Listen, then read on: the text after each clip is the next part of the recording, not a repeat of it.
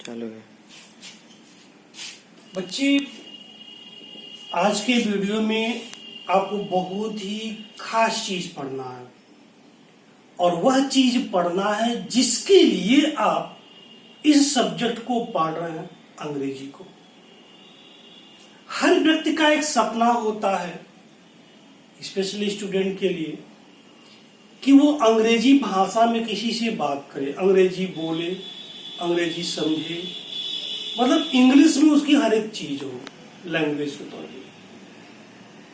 आज हम आप लोगों को ट्रांसलेशन पढ़ाने वाले हैं और ट्रांसलेशन एक छोटा सा वह जरिया है जिसके माध्यम से आप अंग्रेजी बोलना, लिखना, पढ़ना समझ सकते हैं। बात सबसे पहले जब ट्रांसलेशन की आएगी तो सबसे पहला जो शब्द है वो है ट्रांसलेशन, जिसको हिंदी में अनुवाद कहते हैं।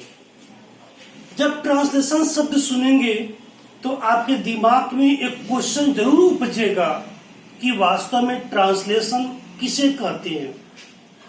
कई लोगों के दिमाग में जवाब आ चुका होगा कि सर जी, हिंदी से अंग्रेजी में बनाने की प्रक्रिया को ही तो ट्रांसलेशन कहते हैं। हम कहेंगे ये गलत है। गलत कैसे है कि हिंदी से अंग्रेजी में बनाने की प्रक्रिया को ही केवल ट्रांसलेशन नहीं करते हैं। ट्रांसलेशन यानी हिंदी में अनुवाद, ट्रांसलेशन को परिभाषित कैसे करेंगे ये सुनिएगा। किसी एक भाषा को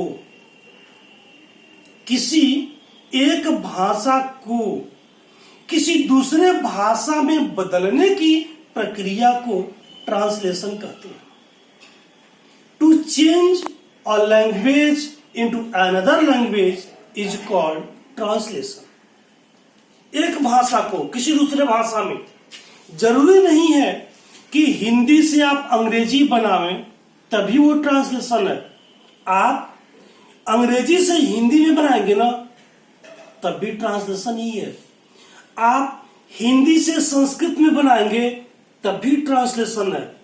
आप संस्कृत से हिंदी में बनाएंगे तब भी ट्रांसलेशन है। अगर आप हिंदी से किसी दूसरी भाषा में चले गए, कन्नड़ में, तमिल में या विदेशी भाषा चाइनीज में, किसी भी दूसरी भाषा में अगर आप बदलेंगे तो वह ट्रांसलेशन ही कहलाएगा। To change a language into another language is called translation. किसी एक भाषा को किसी दूसरे भाषा में बदलने की प्रक्रिया को हम लोग अनुवाद कहते हैं। जब आप अनुवाद पढ़ेंगे ना तो आपको पता है कि आप छोटे से क्लासों में आप तमाम तरीके के अनुवाद पढ़ने की कोशिश किए होंगे, सर लोगों ने आप लोग को पढ़ाया होगा। लेकिन जब आप हमारे सामने हमारी वीडियो को देख रहे हैं, जब पढ़ाई करने आए हैं, तो हम आपको एक छोटी से छोटी शुरुआत करेंगे अंग्रेजी के लिए। और ट्रांसलेशन में सबसे पहले बच्चे हम छोटी से छोटी चीज़ों को शुरुआत करते हुए बड़े चीज़ों की तरफ बढ़ेंगे।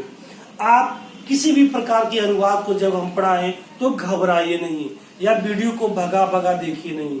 न जाने कब कौन सी ज्ञान वाली बातें हम बता देंगे तो आप उससे छूट भी सकते हैं। लेकिन चीज को गौर से देखिए, गौर से सुनते रहिए। जब अनुवाद आप पढ़ेंगे तो हम डायरेक्ट ट्रांसलेशन के लिए टेंस पर नहीं जाएंगे। टेंस से पहले भी कुछ ऐसी चीजें, छोटी छोटी चीजें वो बता देते हैं, उसके बाद हम टेंस पर पहुंचेंगे। 4 मिनट। फिर उसके बाद आप देखेंगे क्या पढ़ना। सबसे पहले देयर, THERE, देयर। हम इसको ऐसे भी कह सकते हैं, use of their, use of their. तो बच्चे कहेंगे सर जी, देयर का मतलब तो वहां होता है, हम इसका प्रयोग जानते हैं, वहां की अंग्रेजी के लिए देयर लगा दीजिए। हम उस देयर की बात नहीं कर रहे हैं, वो एडवर्ब ऑफ प्लेस है, आगे ग्रामर में पढ़ेंगे वहां का अर्थ के लिए। अब यहाँ पर क्या जानना है कि अनुवाद के तौर पर देयर का प्रयोग कैसे करते हैं, हम बता रहे हैं। बहुत इंपॉर्टेंट है, आपको सीखना चाहिए इसके बारे में। तो देयर के बारे में क्या जानना है, यूज ऑफ देयर में सुनिएगा। जहां पर किसी वस्तु या पदार्थ की उपस्थिति दर्शाई जाए, कोई कार्य न हो रहा हो, इसके लिए हम लोग अनुवाद के तौर पर देयर का प्रयोग करते हैं। कैसे, देखिएगा।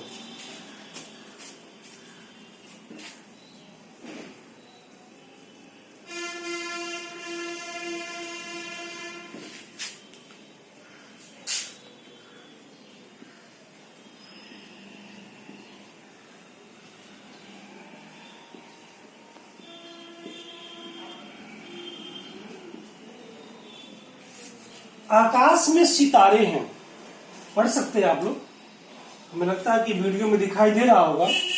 आकाश में सितारे हैं। अब यह समझने वाली चीज क्या है, इसमें कुछ है जो उपस्थित है। क्या है? सितारे। और वो जगह भी बताया होगा जहां पर सितारे हैं। कहाँ है? आकाश में। इसमें कोई काम तो नहीं हो रहा है, आकाश में सितारे हैं। आकाश में सितारे हैं, नदी में मछली है, कक्षा में विद्यार्थी हैं, खेत में फसल है, मोबाइल में गाने हैं, शर्ट में बटन है, कलम में स्याही है। ऐसे होता अनुवाद। शरीर में खून है। इस तरीके के अनुवाद को बनाने के लिए हम लोग बहुतायत रूप में देयर का प्रयोग करते हैं। तो देयर का प्रयोग हम लोग करेंगे कैसे, इसका स्ट्रक्चर देखिए। सबसे पहले हम देयर के बाद या तो इज, या तो आर, या तो एम, या तो वाच, एम नहीं है, या तो वाच, या तो वर। फिर उसके बाद जो चीज उपस्थित हो उसको एज ऑब्जेक्ट, फिर जो चीज जहां पर उपस्थित हो उसके बारे में लिखेंगे। कहेंगे कैसे, देखिएगा। आकाश में सितारे हैं, तो मैं कहूंगा कि सबसे पहले अनुवाद बनाए तो क्या लिखिए, देयर, THERE, देयर। देयर हो गया। अब उसके बाद देखिए, इज, आर, वाज, वर। आप जरा गौर से देखिए, एक वचन के लिए इज होता है, बहुवचन के लिए आर होता है, पास्ट टेंस में था के लिए वाज होता है, और बहुवचन के साथ वर होता है। कुछ लोग इसको वेयर पढ़ते हैं, इसको वर पढ़ा जाता है, WRE, वर। अब यहाँ पे देखिए, सब्जेक्ट के तौर पे हमने रख दिया देयर। अब देयर के बाद क्या है, और है की अर्जी क्या होगी, इज या आर। पता चलेगा कि सर सितारे हैं, बहुवचन है, इसलिए आर लगेगा, तो देयर आर। अब जो उपस्थित है, क्या उपस्थित है, सितारे, स्टार्स। कहां पर, आकाश में, इन द स्काई। बन गया, there are stars in the sky. अब इसमें है क्या, कहेंगे सर देयर का मतलब तो वहां होता ना। हाँ, देयर का मतलब वहां कब होगा, जब देयर इसके बाद इधर प्रयोग होगा, वाक्य के अंत में। और जब क्रिया के पहले देयर का प्रयोग होता है ना, तो ये प्रकार का सब्जेक्ट का काम करता है। और ऐसे देयर को हम लोग इंट्रोडक्टरी देयर कहते हैं, इंट्रोडक्टरी देयर। ये इंट्रोडक्टरी देयर के नाम से जाना जाता है इस देयर को। अभी और एग्जाम्पल देखिए,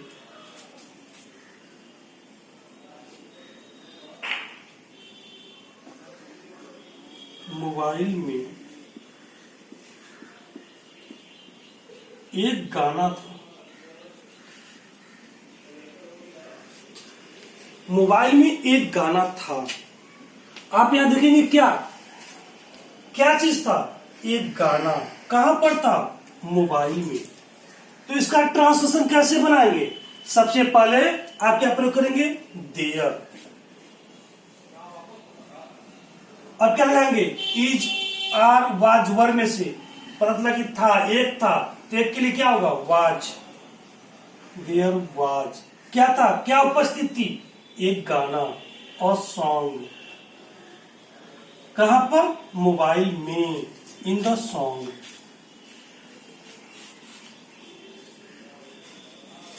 बन गया। और देखिए, जरूरी नहीं है कि हर जगह यह में हो।